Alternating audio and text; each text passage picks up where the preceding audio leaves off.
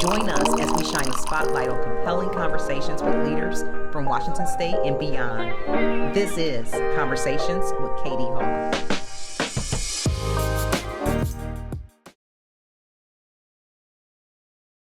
"1978, a moment that was supposed to change everything. The Pregnancy Discrimination Act promised protection.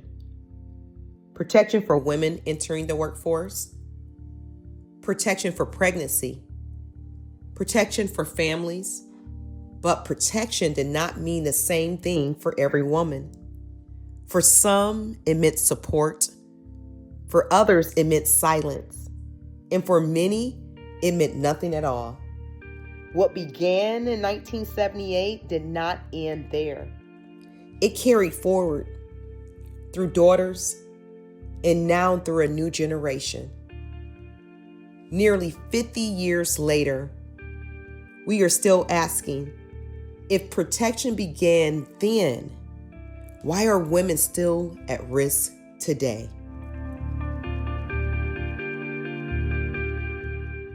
Hello, everybody. I am KD Hall, and I am so excited to bring this segment to you about the state of maternal health in Washington State. Senator Nobles, I met you before you ran for office ever. When you had your children and your son. I just always remember him because he might have been 5 or 6 when I first met you, and I was like, "Oh, I like this lady. She's about her business. She's working with girls in the community. She has her own kids." And I remember sitting down with you in January of one of these years, maybe it was 2016, and you said, "I'm going to run for senator," and you did exactly what you said you're going to do. And so I want people to know a little bit more about you. If you can just share us a little bit about your maternal health journey. Thank you. Yeah, I think when we had that conversation, it actually might have been around like 2015 because I first ran for school board, and I think I was gearing up for that race. And then in 2020 is when I decided to run for Senate. But the entire basis of me even wanting to serve my community has so much to do with family. When I ran for school board, I made that decision because all of my kids were in school. I wanted to serve my community. I knew one day I wanted to run for office because when I lived in Alabama, I was in foster care, and my foster father was a city council member and a trained engineer and a pastor, and my foster mother was a social worker. But I was really intrigued by the leadership my foster father provided and the way that people looked up to him and would ask him questions and would ask him to help to find solutions to problems in the community. And so I just put a little pin in my head. And that was probably freshman year of high school when I was living with that family in foster care. And I said, one day I want to do that. Like, I would love for my community to trust me to be a decision maker. I would love to represent my community. And I'm competitive. So I'm like, and I don't mind winning a race to do so. But I wanted to serve my community because I had been serving my family, taking care of my brothers, serving my greater community by volunteering, being active in school as a student. We lived in shelters around that time as well. And I even served at the shelters that we lived in. And so I've had a heart for service, but my family is where my kind of civic engagement and service starts. I wanted to be a good mother to my children. I wanted to make sure that I could be a good role model and example for my children. And to be honest, I do believe that that means my children seeing me work hard. Now, I did stay home with my children for about 5 years in between my first teaching job and me going back to teaching when I was teaching back in the day. But it's important for my children to see their mother have an education, have a career. It's important for them to see me take time for myself, hang out with my friends, set boundaries between myself and my kids. But I wanted them also to see me serving locally in their community. And so when I ran for school board, I said, I'm an educator. I want to help to close. At that time, we were calling it the achievement gap, but now we've evolved to call it the opportunity gap as well. And I felt like serving on a local school board was an extension of the work that I was doing in the PTA. I could start leaning more into creating policies and monitoring policies. But I wanted to make sure that as a mother, I was serving my children and their educational experiences as well. And by nature, that extended to our greater community. But my children have been my inspiration in so much of the work that I do. And being a healthier, stronger, productive me helps me to show up for them even more and even greater. Absolutely. The Sports Commission has several priorities. One, of course, is to bring in premier sporting events into our region that we can host. But we are also very committed to equitable access to youth sports and also lifting up women in sports. And we have a new initiative underneath the Sports Commission Foundation, and it is our Women in Sports Coalition. And one of the primary pillars of it is our Women in Coaching and Officiating program. And the goal for this program is to recruit more women to become youth coaches or youth officials for youth sports. Right now, only 25% of youth sports coaches and officials are women. So there is a huge disparity, not only because we need more youth coaches across the board, but we absolutely need more women to be in that game, because then the young girls who are coming up through sports, they are less likely to quit in middle school, which right now there is a significant drop off in girls participating in sports in middle school. And we want them to be able to see themselves in the coach that's on the sideline or the rep out on the field. So this is an opportunity to make some really big seismic changes, bringing more women in, giving them the training that they need, the mentorship that they need, and ensuring that they are placed, that they're compensated, and really given a community to be supported through that process. There's no better place to do this than in King County and the state of Washington. And Loria, you were one of the first professional women in Washington State that I told I was pregnant before I let the world know. Mm-hmm. And I shared with you what I was thinking. And I just appreciate your leadership and the conversation that we had around maternal health. So before we get started, can you just talk a little bit about the YMCA and how the YMCA supports women's health, maternal health, and some of the work that you're doing? About the why and maternal health, when you raised this, my eyes got really big because I have my own story. I hear stories about women and maternal health issues every day, especially women of color. And with 3 daughters who are in their 20s, going into their 30s, yes, this is top of mind for me, given where we are as a country, given my past experience. It's my hope is that my daughters don't have the same experiences that I did. My hope is that we would have moved well past what I experienced. But sadly, we're still where we've been decades ago. That's my feeling that, no, we got to talk more about this. Yes. And we got a lot of times to figure out what we do about this. So Lisa, talk to us a little bit about maternal health and your maternal health journey. Katie, I appreciate that question because it wasn't that long ago where I was working as the executive director of an organization called Open Arms that provided birthing support to low-income women. And that was before the research was done that proves that women who are empowered during their birthing experience have better outcomes. They are more connected to their babies. They feel more empowered. And when you treat women not as a byproduct of a pregnancy, but as the people in the pregnancy, which is not what the current medical establishment does, the women feel more comfortable in their power. The studies have shown that after being empowered through birth, they trust their bodies. They love their babies more.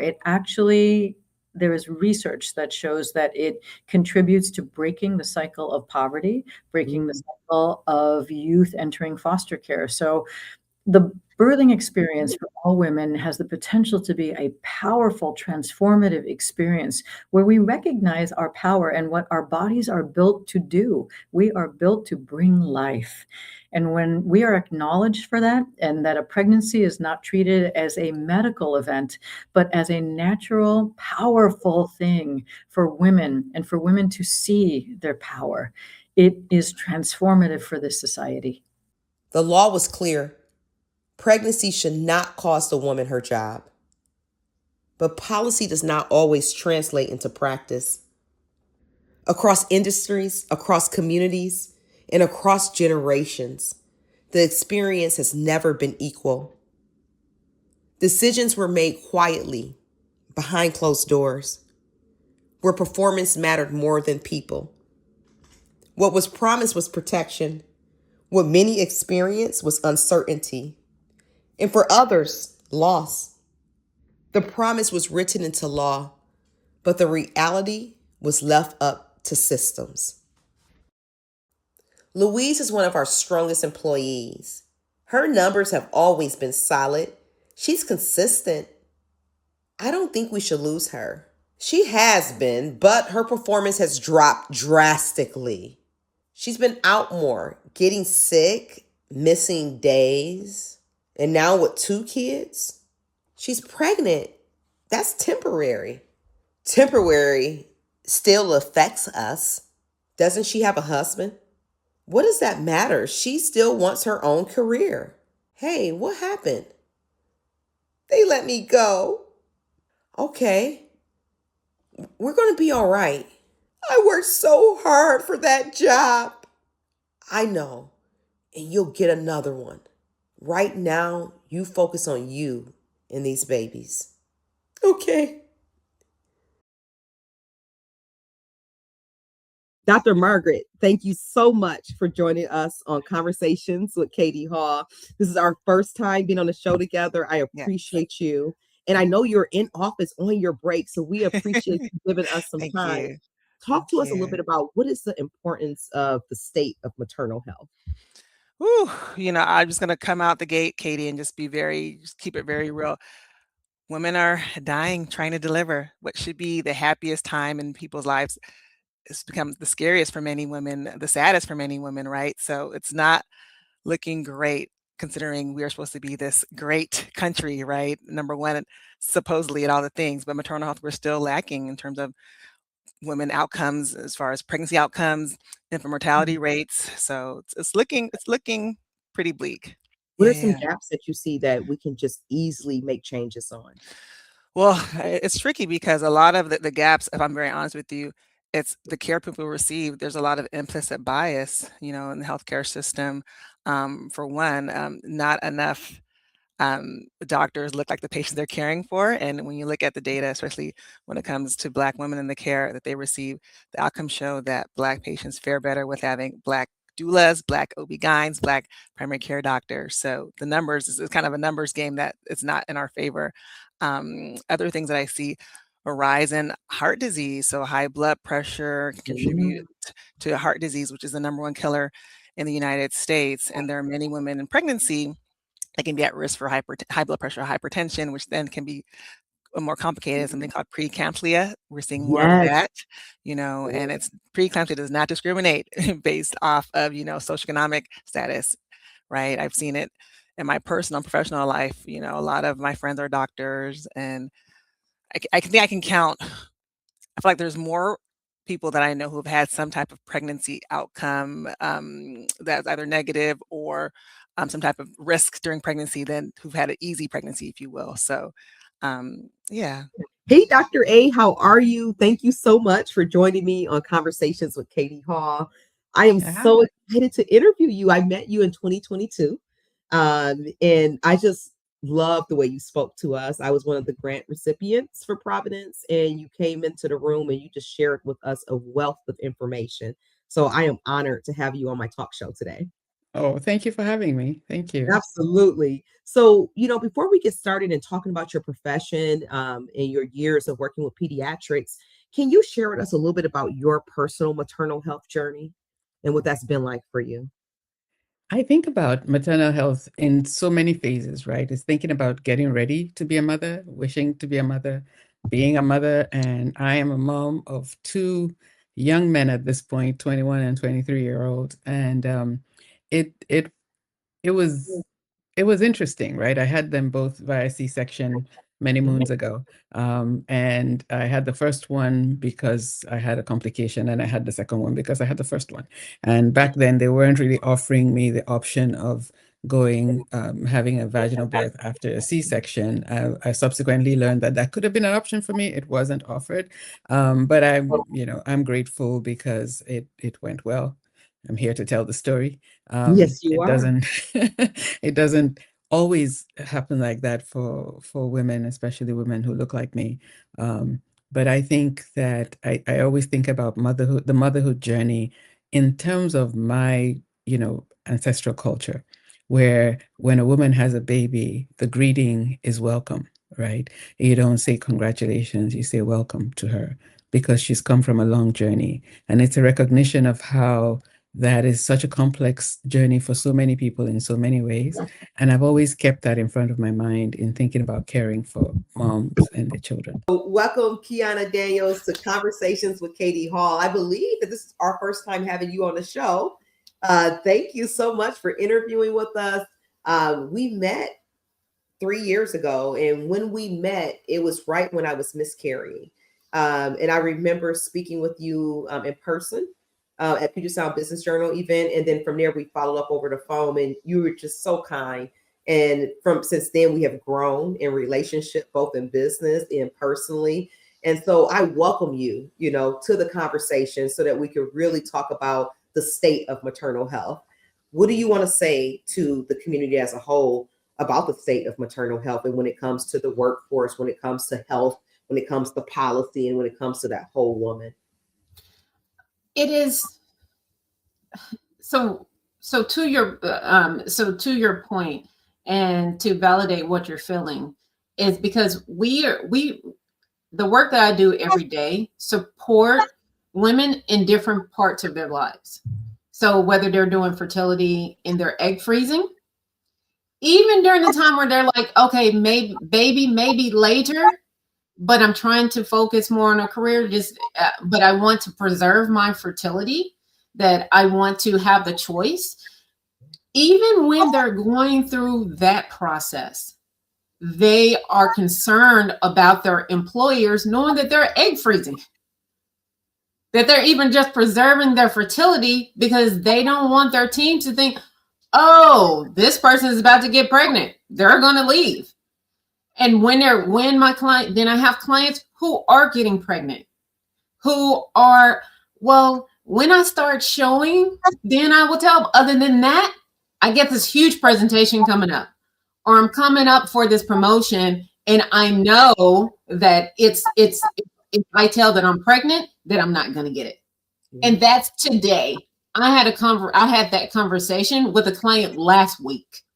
Tamara Bell, thank you so much for joining us on Conversations with Katie Hall. We are so excited to meet with you for several reasons. We're talking about maternal health and the state of maternal health across our country. And I know you're a nurse, you're a mother, you're even a grandmother as well. And so would love to hear more from you. So Tamara, if you can just tell us a little bit about a moment that changed how you think about maternal health. A moment that changed, I guess, when I entered it, actually when you first enter it, on how things is and the things that you have to do as well that you don't know, because I entered at two different times in my life. One as a young, mother, entering first motherhood, not knowing anything. At a younger age, there was a program called WIC. Because I only made $5, I was under $5 an hour at the time, and I was working as a 19, 20-year-old young pregnant mother. I was able to get WIC, where they give you the cheese, they give you the milk, they give you the cereal, and they constantly educate you on the things, how to nourish the baby, nourish yourself through your pregnancy. However, the only thing on that, there are other emotional things going on in terms of, I'm only making $5 an hour. So therefore, okay, how am I gonna take care of this baby beyond food? So we got those problems there. And then my last time entering in maternal health would be my last daughter, over 20 years later. I'm a nurse now. I'm married now. Money is there. Guess what's not there? WIC is not there. Things to educate you, they don't really educate you. You would think you get more because you make more. You at a higher tier. No, you go in, you get your things done. They don't ask if you're getting the peanut butter. They don't ask how you're eating at home. And at that point, because you do not get that assistance, now you're up against nutrition and bills. Or in my case, now our family grew from my 2 to 7. So therefore, Oh, yeah. can you really afford to have apples, oranges? You know what I mean? Or is you going to feed the family as a whole? Yeah. That's a So you lot. Wow. so you're up against, those type of things too. So that means you might not get those things that you need in your pregnancy. You might not even get the right vitamins if it's too much to pay for, because now Yeah. you're expected as a nurse. You expected as having a husband to be able to afford things, but in reality, you're not. Behind every policy is a person, a woman carrying more than what can be seen. Yes, the body changes, but so does the mind. The weight of responsibility, the pressure to hold it all together, the expectation to return as if nothing has changed. Postpartum is not only physical recovery, it is mental, emotional. It's the quiet moments when a woman is asking herself, am I okay? Do I have the support I need? Can I ask for help without consequences? It's pumping in between meetings. It's showing up exhausted and still being expected to perform. It's carrying grief and never being given the space to name it. But some experiences are still treated as private. Miscarriage, loss, conversations that remain quiet, even though they are so common. And in that silence, women carry even more. Support does exist in families, in communities, and the people who step in when systems fall short. But support should not depend on circumstances. It should be consistent. It should be expected. Because where a woman stands still determines what she receives. They didn't hire me. What did they say? That they called. They're not going to call. Okay, honey. So now we figure it out like we always have. I was ready for that job, Mom. I could have done it. I would have been great. And you still can, just not there. So what am I supposed to do? You've been doing hair since high school, girl. Start taking clients again. We'll help with the baby. You will really do that for me? Of course, Maria. We are family. That's what family is for. Jane Zaletsky was my boss at One Reel, and I'm so grateful for the support that she gave me, the guidance, and the patience as I went through this somewhat traumatic experience of delivering my twins 15 weeks early, and then the whole process of while they were in the hospital, and then coming home, and then that period of time. As I adjusted to being a mother and a working mother. She just was incredibly supportive and patient with me. And I had other coworkers in the office, both male and female. Sheila Hughes was another one that I worked with closely, who just was there by my side and making it feel acceptable to struggle and overcome things and get on the other side of it. So Jane Zaletsky, Sheila Hughes, and so many more at One Reel, I'm forever grateful to you. Hi, I'm Beth Knox, and this isn't just about mothers. It's about all of us. Maya, thank you so much for joining me again with Conversations with Katie Hall. I feel like I just saw you at the Sports Awards, and that was such a good time. What would you say to like other organizations that may not have that same family environment? Law firms, as you mentioned earlier, construction companies, in any organization, really. I mean, I think it honestly has to come from intervention and intent, right? I think at the highest levels of leadership, I'm really fortunate. I get to work in a league now, NWSL, that's at the forefront of this. Obviously, the U.S. Women's National Team was here in April, and Coach Emma Hayes is leading sort of this women-centered, data-centered approach to talking about pro athletes' health from the perspective of being women, because we also know that research has not been funded for women's health. And so when we say, intentionality, we're not drawing from the same data set. And so as we think about leadership, we have to keep progressing this conversation. It's important to us at the RAIN that we're talking about this. There's a maternal health aspect of this, but there is a human female health aspect of this, right? I have daughters who will go through puberty. Their bodies will change. Their ability to perform athletically is going to be changed based on where they are in their cycle. And that data is just coming to the fore.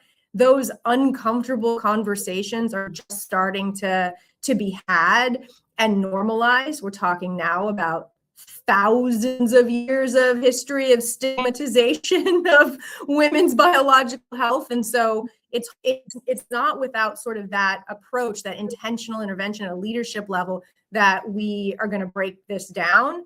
And I think then that when those conversations become normalized, that idea that when you are, breastfeeding and pumping and working full time, that your rest and recovery and what you eat and the amount of breaks that you take and what you're like, all of that has to be how we support employees as they're in our workforce, because it does matter. It does matter. You're still eating for two. You're still sleeping less. You're not taking care of yourself. The way that you want your body to look is not going to look that way. And all of those factors being talked about openly are going to help other leaders see the import of how we design systems, how we design leave policies, how we build places, and then that's the workforce that we want to be a part of our culture and our systems. We want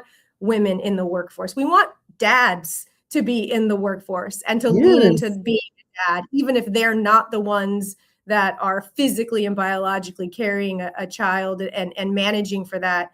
Their lives are impacted too when their partner or spouse have a baby. And also the other side of this is there are women and men who have children who don't carry those children, but still go through transitions with sleep and nutrition and sort of how they navigate the world by becoming parents, whether they're in an adopted capacity or a surrogacy situation. Yeah, so good to see you again. And thank you so much for sharing your voice here. Like, what are some of those same instincts and like sort of like that maternal type of instincts you bring into the work that you're doing to make it feel so family oriented? Yeah, I don't know if it's maternal or being a parent, but I having a kid and watching this person who's almost 22 now, but watching this person and being, having her being the center of my universe for the last 21.6 years, just shifts one's perspective entirely. And I think most parents would say that. And you see everything in a different light, the world in a different light, priorities in a different light, perspectives change. And you have, I think, a lot more humility, a lot more humanity, and because you see what your kids are going through and what their friends are going through, and sometimes their friends' families are going through, you are exposed to a whole universe of situations and people that otherwise, certainly I may not have seen. And that cannot help but inform how I come to work. And now I have people working for me who are not that much older than my daughter. And I can't help but think of, how do I want my daughter to be treated in the workplace? What kind of opportunity do I want her and her friends to have? And I think with so many things for people, when you, and this may be a bad thing, like you have to make it personal to care, but like a lot of times people lean into different issues because it has impacted them personally. It's sort of a natural instinct. And I think as a parent, you cannot help but see the world as a parent always in whatever situation you're in. We know what support looks like. We see it every day. In high performance environments, we invest in the body, the mind, the whole person. We plan, we protect, We build ecosystems around care. We don't question the need. We fund it. We normalize it. But when it comes to motherhood, that same level of intention disappears. We're talking about postpartum. We're talking about childcare, services, and support. Not because we don't know what to do, but because we have not made it standard. Flexibility becomes a privilege. Recovery becomes negotiable. Support becomes conditional. And women are left to navigate one of the most critical moments of their lives within systems that were never designed to hold them. This is not a gap in knowledge. It's a gap in priority. And until that shifts, the outcomes will not. How are you feeling, Joanne? Still recovering, trying to get back into it. You don't have to rush that. You know that, right? I don't want to fall behind. I don't want to fail you or myself. Hello, my name is Kyrie Miller. I am a college ambassador for the Katie Hall Foundation, and I'm heading off to go get my master's at SCAD University. And I am a product of why this conversation matters. Hi, I'm Shantae Sumter. I'm an anchor at King 5 News in Seattle. Our maternal health matters so many times in the media. I've done stories about maternal health, Black maternal health especially, and I feel that as a Black woman, we don't have to shrink. No women have to shrink in order to fit into a box and have a family. So I just want to thank the pioneers that came before us, and we can pick up the torch and continue to shine a light on such an important issue. I think being in media for women especially, we all know, you've all seen different little posts of people commenting on what somebody's wearing or how somebody looks or somebody's size. So that's just in general. So I think when you're pregnant, you're at the most vulnerable part of your life. And then for some people, they still have to deal with that. There's an anchor here in Seattle. I can't think of her name right now, but she's at Fox 13. She's a meteorologist, actually, and she just had a baby that might be one. And I remember her sharing when she was pregnant, just some of the emails that people were sending about like, oh, that outfit is horrible. And I'm like, even if you feel that way, I think the golden rule is if you don't have nothing to say, zip it. Nothing good to say, excuse me, zip it. Because it's like, what is the point of that when somebody's already, navigating all these hormonal changes? Some days you wake up, you don't know if you want to smile or want to cry or what. And then all it takes is that one thing to really just be like, dang, I'm trying my best. Okay. I knew when I put this outfit on, it might have not been the best, but this is all we got right now. Okay. And if you could influence one policy or law, what would it be? I would continue strengthening the pregnancy accommodations protections that I mentioned earlier, just continuing to make them more clear and easy to access. We passed that legislation in 2025 and already had to do cleanup legislation in 2026, just making sure that we are clear around privacy in the bill. But to speak a little bit more about it, in Washington State, we've been working on legislation to make sure that pregnant workers can get reasonable accommodations without barriers or fear of retaliation. And again, that bill came from delivery drivers. And in the bill, it includes making sure that there's flexibility, time to recover, the ability to care for their health without risking their job. And a big part of the work is clarity and privacy. So we want to make sure that workers aren't having to disclose more information than is needed, and they're not forced to share personal medical information that's not needed, especially when we're talking about all they're asking for is basic support. So working on this bill, one message that we were very clear about is no one should have to choose between a healthy pregnancy and a paycheck. Like, as moms who want to be in the workforce, yeah, we want to make money, but we should not have to choose between what's fair, maintaining our dignity, making sure that we're in a workplace that feels safe and is reflecting the reality of our lives. Karen, thank you so much. This is my first time having a chance to interview you on Conversations with Katie Hall. I truly appreciate your voice and just wanted to talk with you a little bit about maternal health. How did you create that family outside of your family to raise your children? I know your daughter, she works in sports now too. I was so proud of that. And your son's 21 and she's pretty young too, comes straight out of college. How did you create that family for yourself? Oh my gosh, that's a great question. it takes a village, right? We say that all the time. And it was hard. I mean, I moved here. My daughter was 2.5, I think, when we moved here, and my son was a baby. He was diagnosed when we moved here. So before he turned 2, I was very fortunate to have him tested early, early intervention, help, give him the support that he needed early on. But I didn't have anyone here. I mean, it was me and my husband. I was just getting here from Microsoft. So I didn't even have that. But here's what I did have. I'm going to give a shout out to Microsoft. I'm going to give a shout out specifically to Lauren Gardner, who hired me at 8 months pregnant. But not only that, when my son was diagnosed, I was devastated. And it wasn't because I was devastated because I now had a child who had a disability or had something that I needed to give more attention to. I was sad because I didn't know what to do, and I was scared. I didn't know how I could do this life. I didn't know how to support him in the way that he needed to be. I didn't have experience with this. I didn't know what to do, but this is amazing. So Microsoft at the time had parents of children with autism, like, group. And I was like, what is this? And it was a group specifically for parents that had children that had been diagnosed with autism, and there was nothing but resources everywhere. It was, if you find this out, do this. If you need this service, do this. Here's where you go for this. I felt like I moved here for a purpose. Old time friend, Andrea, so great to speak to you again. Happy Mother's Day. This is coming out on Mother's Day, so happy Mother's Day to you.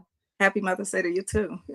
It was dangerous for me to be walking around, going to work, things like that. Feeling lightheaded. And feeling lightheaded. So those things were something I conveyed. It was also that communication, that line of communication. I conveyed that to them as far as what was going on and what I was feeling and the dangers of that. And they were pretty open to that. And why is that so important for women to have that open line of communications with their OBGYN? Because you're right. I mean, honestly, I just recently changed my doctor too. And one of the main reasons was it was a little earlier on, like maybe week 10 or 12.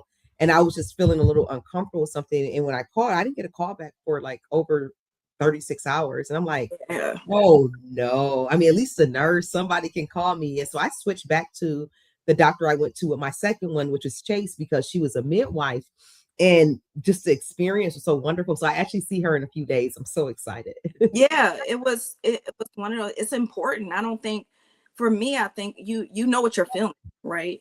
And having a doctor that at least is attentive to that, like not telling you what you might have, but actually really investing in the fact that something's not right.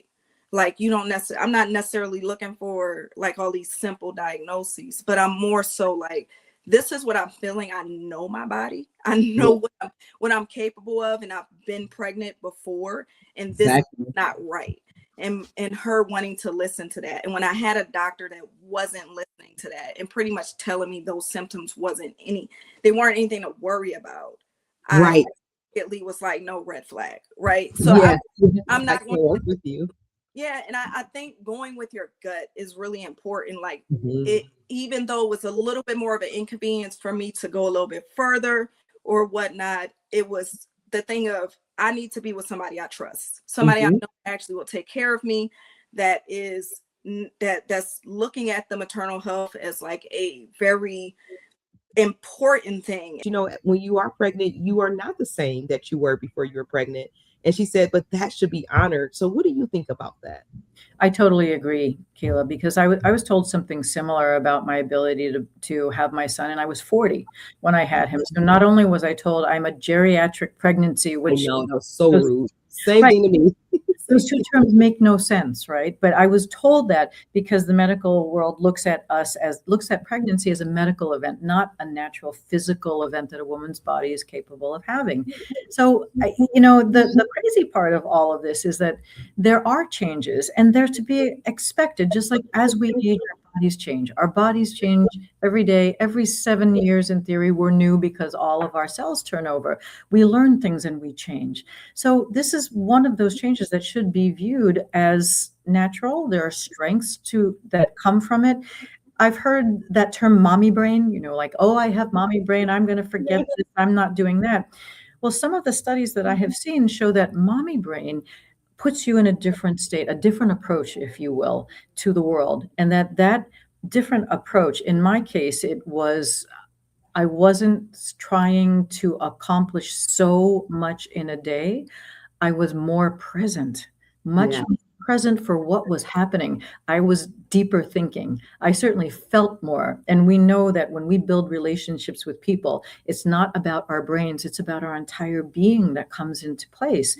And so this mommy brainness, this pregnancy that we have, and all the hormones and all the beautiful changes that happen in a woman's body help us connect more, help us build more solid relationships. And that, I can't even tell you how many studies there are that say that is what leads to happiness, better health, more positive outcomes for humans in general. So by everything that we know, that medical science is studying, that science is showing us, pregnancy, birth builds stronger societies. It makes us healthier. So that should be celebrated. We should all be competing to have pregnant women as part of our workforce. Don't you think? When systems fall short, the impact becomes personal. My maternal health journey didn't begin in a hospital. It began in the workplace, at an organization I've given 8 years to, one I moved across the country for, one I committed to fully in my 20s and my early 30s. I was a top performer, working in national accounts, leading as a manager and director, producing at a very high level.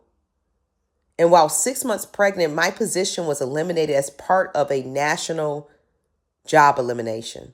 However, others stayed. It wasn't because of my performance. I was a top performer. I just received a 30% bonus. But because I was seen as replaceable as pregnant, that was a gut check. A moment that forced me to ask, what does protection really mean if it can still look like this? In that moment, I made a decision to build something of my own, so I would never be put in that position again, so I thought. And in the middle of that transition, as I was on my way to be induced, I was hired as a regional communications and marketing director for the YMCA of South King County. They waited for me 6.5 weeks to be exact. This is what leadership looks like. This is what support feels like. It showed me the difference that one person could make by his decision.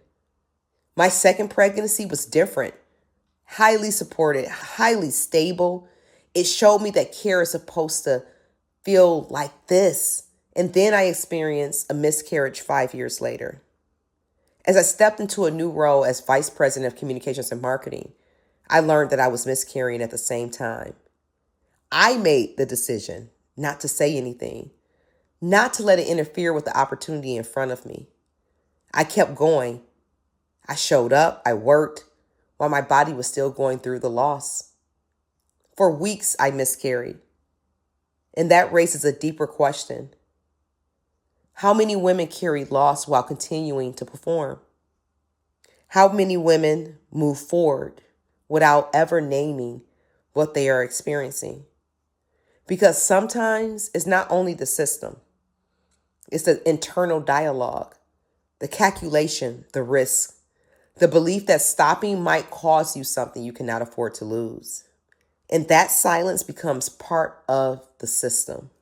This is what maternal health really is. It's not only about pregnancy, it's about the whole woman. Her maternal health, her emotional well-being, her ability to heal without pressure to return before she is ready. See, it's about flexibility. It's about dignity. It's about crafting and creating systems where women do not have to choose between their health, growing their families, and their livelihood. 1978 was a beginning, but it was not the finish line. And now in 2026, we are still asking the same questions.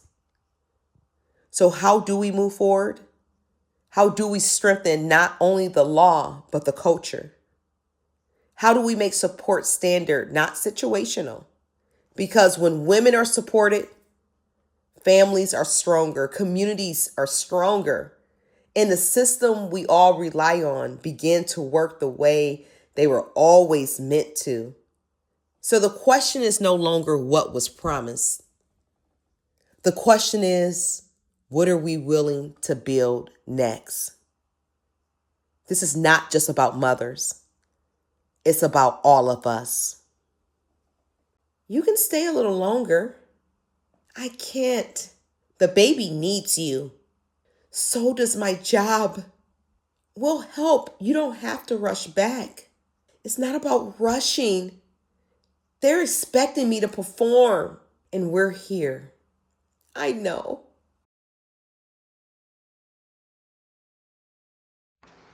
Title, Mommy's Heart. Yeah. This for my babies. Every last one of y'all. My twin, dirt on my hands. Plant seeds, rusting God's plan. My body breaking, my spirit low. Felt like I was losing control. Appendix gone, present in the air. One wrong felt like fell to fail. But I went outside and I caught you in. Said, baby, come find me wherever you've been. I dreamed of you before you came. Whispered softly your little name. Then June came through and there you were. My whole world started to stir. KJ, you made me a mama for real. Gave me a love nobody could steal. You fill the space deep in my soul. Baby, you the one who made me whole. I needed you more than I knew. You saved me when I was falling through. Yeah, so mommy's love, mommy's heart, and yours from the very start. Every tear, every scar made me who we are. I live for you, that's the truth. Every part of me loves you. We don't break, we don't lie. You my heart. Chase you, baby, my sunshine light. Came and made everything right. Didn't know you were there at first, but loving you came just like breath. You brought peace in to our home, a softer love I'd never known. You the calm when life gets loud, the quiet string that makes me proud. Stay just you, don't ever change. You bring joy in every way.